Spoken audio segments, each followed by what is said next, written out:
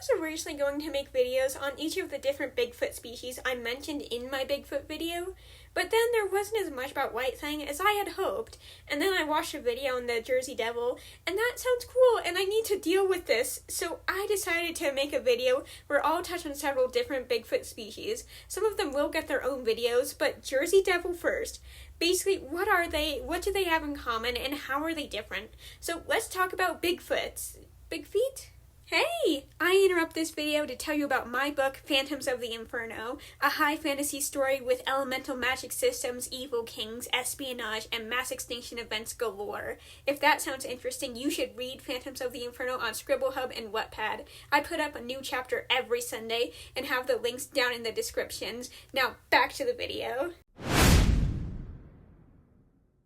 I'm getting both my American Bigfoot's big feet out of the way, except that may not even be right for the Beast of Bray Road. The beast is known to live in Elkhorn, Wisconsin. It's described as being around 7 feet tall with glowing red eyes, and it's described as hominid with canine features. And that part, the canine features, are what set it apart. It was originally classified as a werewolf, but was later reclassified as a Bigfoot species to avoid dealing with the scientific absurdity that are werewolves, which feels very much like splitting hairs when we're talking about cryptids. Anyway, the werewolf thing isn't the only thing that makes the Beast of Bray Road unique. The Beast of Bray Road's lack of history is just bizarre, because sightings didn't start until the 1930s and ramped up in the 90s. People still think there's a spiritual aspect to the beast, though, with people thinking it came about through satanic rituals or animal mutilations. But there aren't any native legends on them, but it still made a big impact in its short history. There's been movies made about the beast and a lot of sightings, with people often describing seeing it at night. And this one is definitely getting its own video because I have so many more questions on it. But Jersey Devil, werewolves, and then this thing. Moving on before I rant. The skunk ape, like the others on this list, is an ape-like bipedal creature described to look somewhat like an orangutan, between 4 and 10 feet tall, and it's unique in that people have particularly noted seeing female skunk apes. The most notable thing about the skunk ape, though, is its smell, which got the skunk ape its name. Described by recent sightings and in its older folklore told by the Seminole and Mikulki tribes, the skunk ape is known to have a powerful bad smell that makes people aware of it even if they never see it. But people do actually see it, with sightings ramping up in the 60s and 70s, so much so that it got government attention. In 1977, State Representative Paul Nuckols proposed House Bill 1644, which would have made it a misdemeanor to take possession, harm, or molest anthropic or hominoid animals. And the bill wasn't passed, but I really like the spirit of it, because even if skunk ape doesn't exist, the Everglades is an ecological miracle. It's the only place in the world where alligators and crocodiles exist together. It's also home to endangered species like key deer, manatees, Florida panthers, as well as countless insects, reptiles, and amphibious species. I could totally get behind a bill that proposes protecting a cryptid if it meant the area was even the slightest bit more protected as a whole. Scooby-Doo has dealt with Yetis on at least 2 occasions, and Chupacabras arguably never, and an abominable snowman, which they had as an actual snowman, but the term Yeti and abominable snowman can be interchangeable. This isn't going anywhere. I was just falling deeper down the Scooby-Doo rabbit hole than I ever could have imagined. Anyway, Yetis, what are they?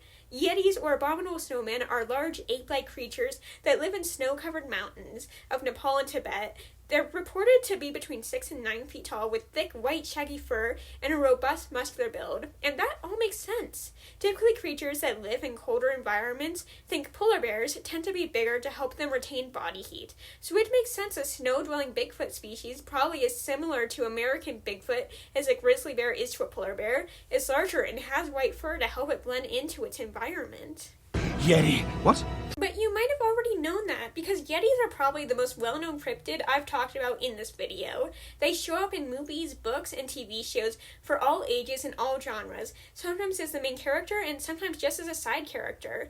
And looking at their history, it makes sense why they have such a wide reach. Yetis have a long history in Himalayan folklore, and the Silk Road, which was the OG information superhighway, had several routes through the Himalayas. So traders and explorers explorers had millennia to hear about the strange rocky bears, which is what Yeti translate into, from the Nepalian and Tibetan natives. And this is where we get to one of the similarities between Yetis and the other cryptids on this list. They have a long history documented by the native people of Nepal and Tibet, showing up in their folklore often as protector spirits or deities of the mountains. A lot of Bigfoot species are seen as having a strong spiritual connection, including the next cryptid.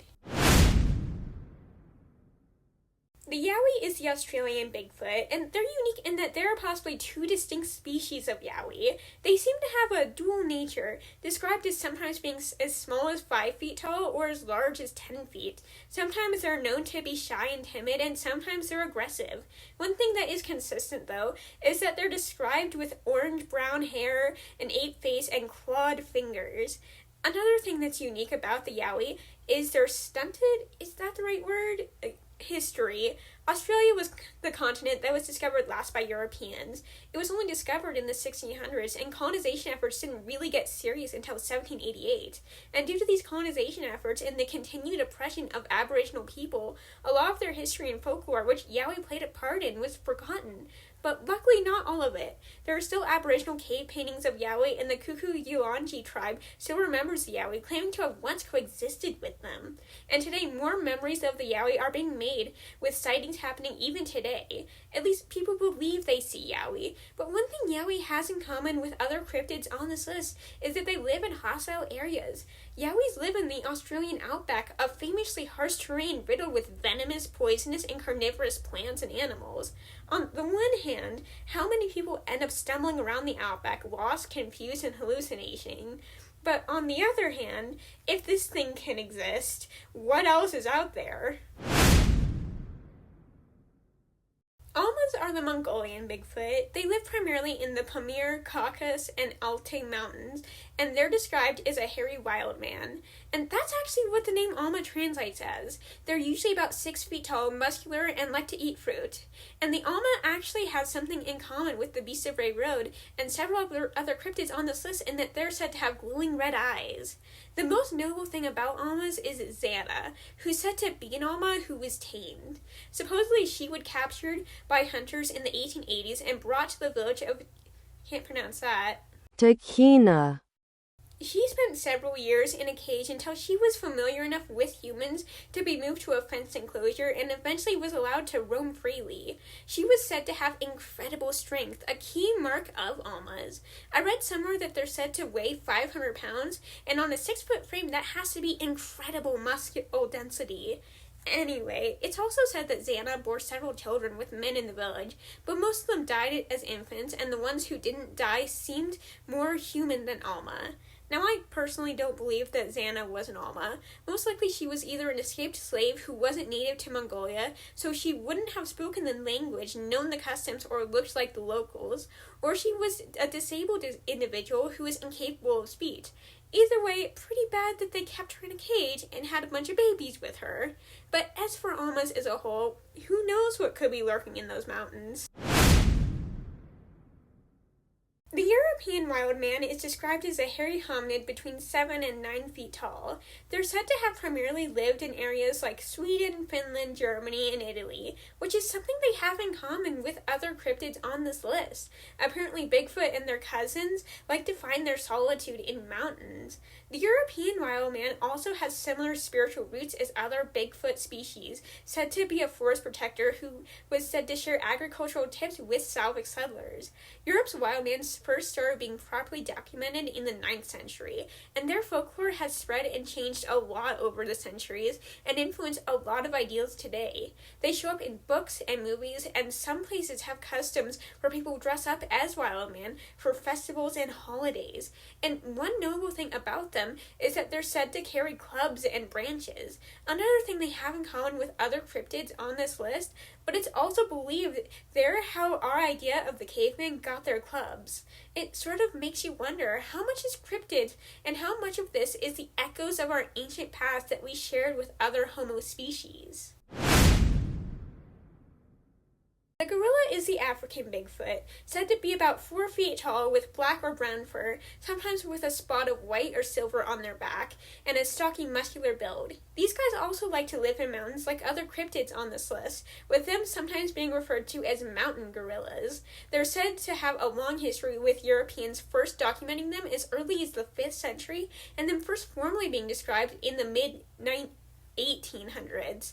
A lot like llamas, they're said to be incredibly strong, usually weighing around 400 pounds, but they're gentle, said to be non-aggressive. Unlike other Bigfoot species, these guys don't seem to walk upright. It's said they can for short periods, but they're quadrupedal, often walking on their knuckles. They're also described as living in family groups and not the lone entity other Bigfoot species are usually described as. And these guys seem to have fascinated modern media, unlike any other cryptid on this list.